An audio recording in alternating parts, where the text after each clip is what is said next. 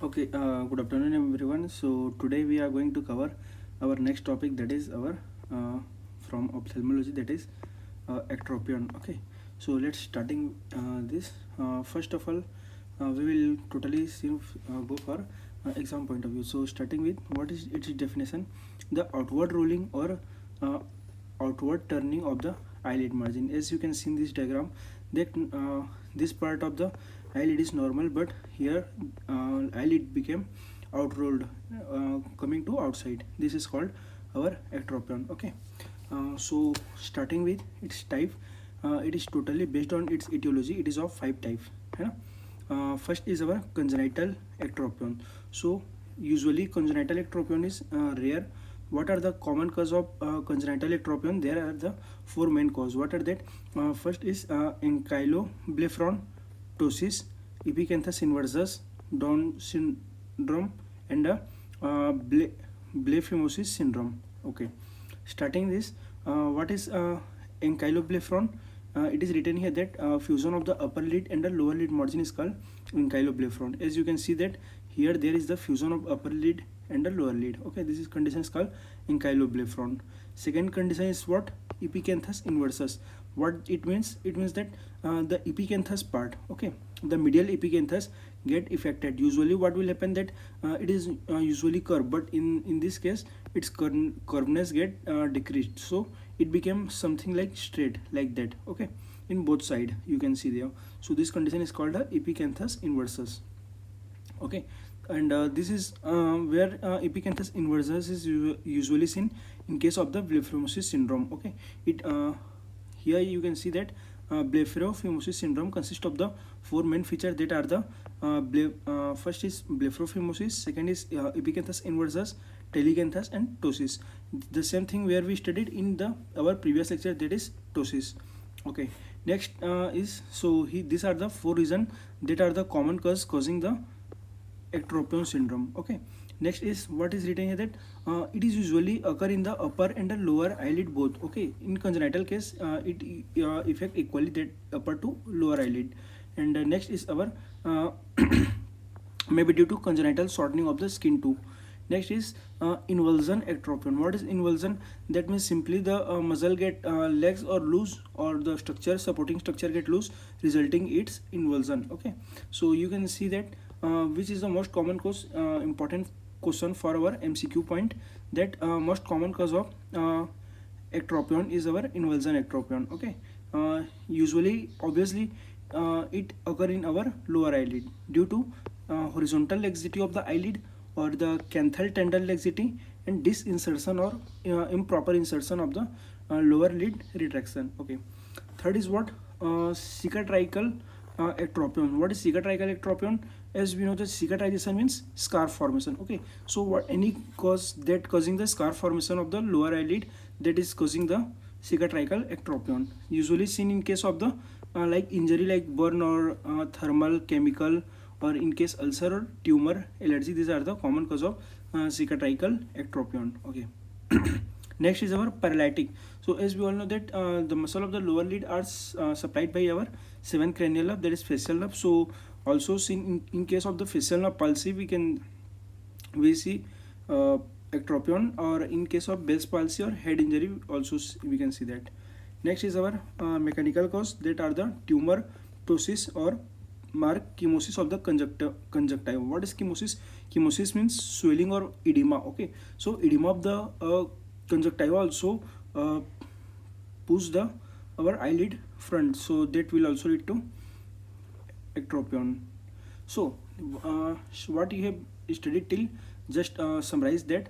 First of all, we have studied its definition, that what is ectropion? It is a outward rolling.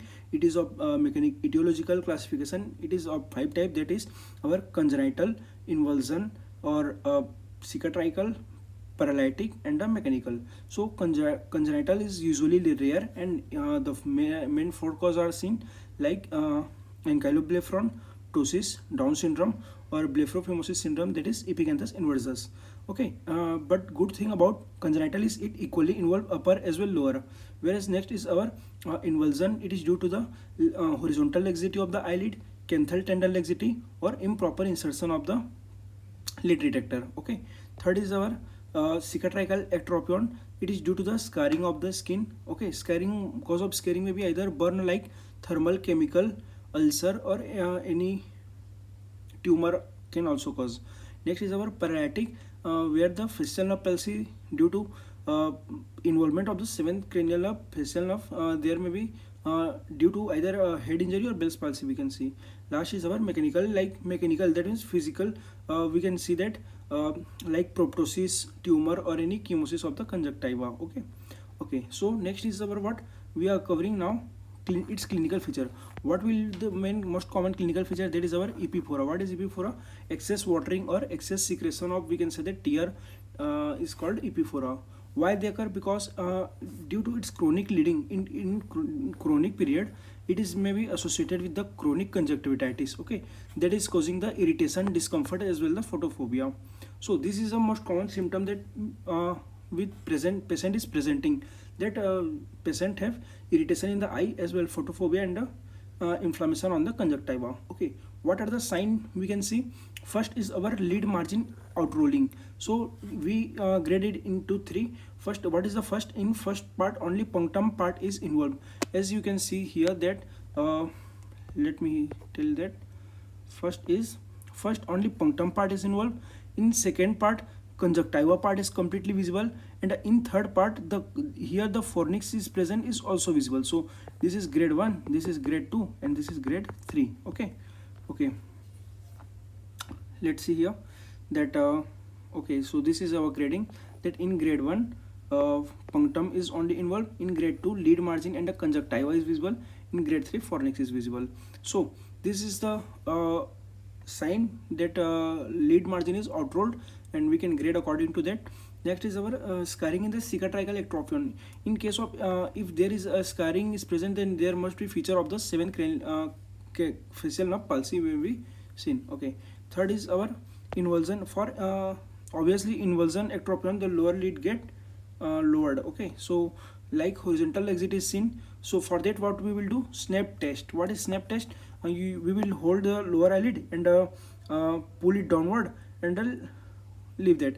If it will revert back its own position, then it is a normal condition, but if it not get revert, then it is called a snap test positive. Okay, same thing written here, that for horizontal lid laxity, lid can be easily pulled and away from the globe, that is our eyeball, but if it is failed to snap back, then it is called a positive snap test. Okay, so canthal tendon laxity is also checked.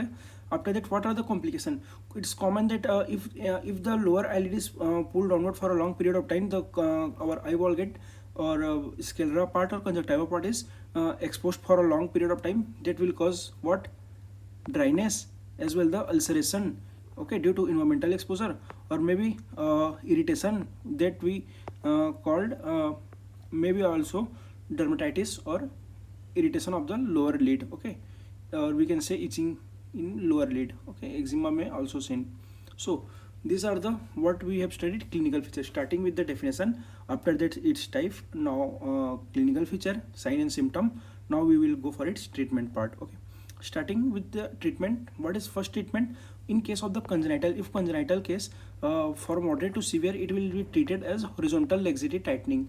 Okay, so simply we have to understand what we will do in the lower horizontal lid tightening. Listen, look here. First we will give there a simple linear incision, small. Okay, after that pentagon shaped structure is cut in the lower lid. Okay, and after that both part are sutured together, and resulting in formation of such type of structure. Okay, this is called horizontal lid tightening. Okay, so only this is the surgical method we are commonly doing in this process. Look here, that treated as a cicatricial with horizontal lid tightening. Okay, it will be congenital is treated. So it may be also MCQ that congenital is treated as cicatricial. Okay, next is our involution method. In the involution, medial conjunctivoplasty or mild involved puncta, where the excision is spindle shaped piece of the conjunctiva or the subconjunctival tissue from the below punctal lilia. So what is medial conjunctivoplasty? Here you can see that the lower lid is spindle shaped incised. Okay, after that it is sutured with our conjunctiva. What will resulting in this will lead to it's tightening, okay, in this direction. So same thing is written here that in the medial conjunctivoplasty involve the usually puncta. In as we can see that excision of spindle shape is done near the puncta region, okay. The piece of conjunctiva is cut down and subconjunctival tissue from the below the punctal area, okay.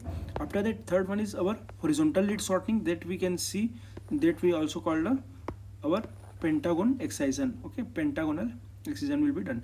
Next is our what is Byron Smith modified Cohen Zamenowski operation. What it is done for the most severe case, and more mark or the lateral half of the lid, okay, is same as the pentagonal from the base. Structure is cut out or triangular shaped from the lateral canthus, okay. And last method is our lateral tarsal strip technique. So we see here the four method for the inversion. Starting again, summarizing the treatment part, that for the congenital it will be treated as cicatricial, and for the inversion, medial conjunctivoplasty, where we can see in diagram, and second is horizontal lid shortening, Byron Smith, and last is our lateral tarsal strip technique, okay. For paralytic technique, what we will done in case of paralysis, usually it get resolved spontaneously, okay. So we will treat the make the eye stable for that period of time. So for temporary measurement, like topical lubricant to prevent the dryness of the eye, and for tapping temporal side of the eyelid or suture tarsorrhaphy. And for permanent method, peripheral sling operation will be done, or horizontal lid tightening will be done. Remember, horizontal lid tightening is usually, it can be done in any type of method, okay. Next is our cicatricial, where the surgical operation will be given. There the V-shape incision is given, or either Y-shape incision pattern suturing will be done, okay. Next is our Z-plasty will be done, also called the Esnick's repair. It is usually done for mild to moderate case, and the excision of the scar and the full thickness of the skin grafting will be done in case of severe case. And for mechanical cause, we will treat the cause of treat the factor, okay. So let's summarize again in single, okay. Starting, what is ectropion? Definition is the outward rolling of the eyelid, okay, or turning of the lid margin outside.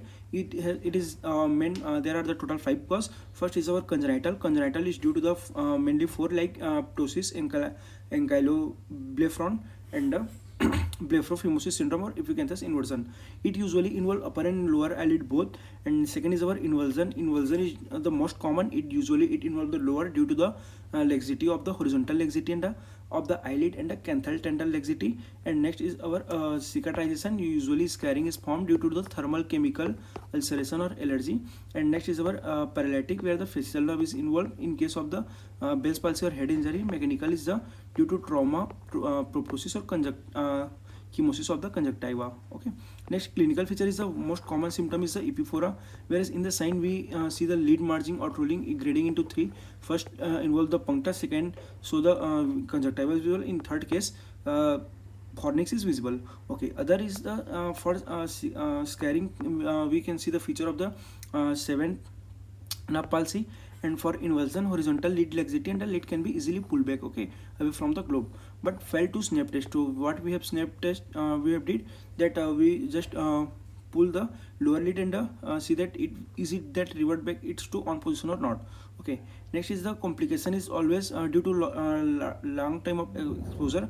There may be conjunctiva or thickness, dryness, or the ulceration is seen, where dermatitis of the lower lid or eczema is also seen. For treatment, congenital is treated same as cicatricial. Inversion, for inversion case, we did medial conjunctivoplasty, horizontal lid shortening, Byron Smith method, and lateral tarsal strip technique. And for paralytic, temporary and permanent method is done. For temporary, we just use a topical lubricant and the suture tarsorrhaphy, whereas for permanent method, lid tightening and the peripheral sling operation is done. And for cicatricial, V-shape or Y-shape operation is done, and Z-plasty is done, and excision of the scar of the full thickness is done, okay. For the mechanical treatment, we will treat the factor, okay. This is all about our ectropion. Thank you. Have a nice day. We will go with next lecture. Thank you.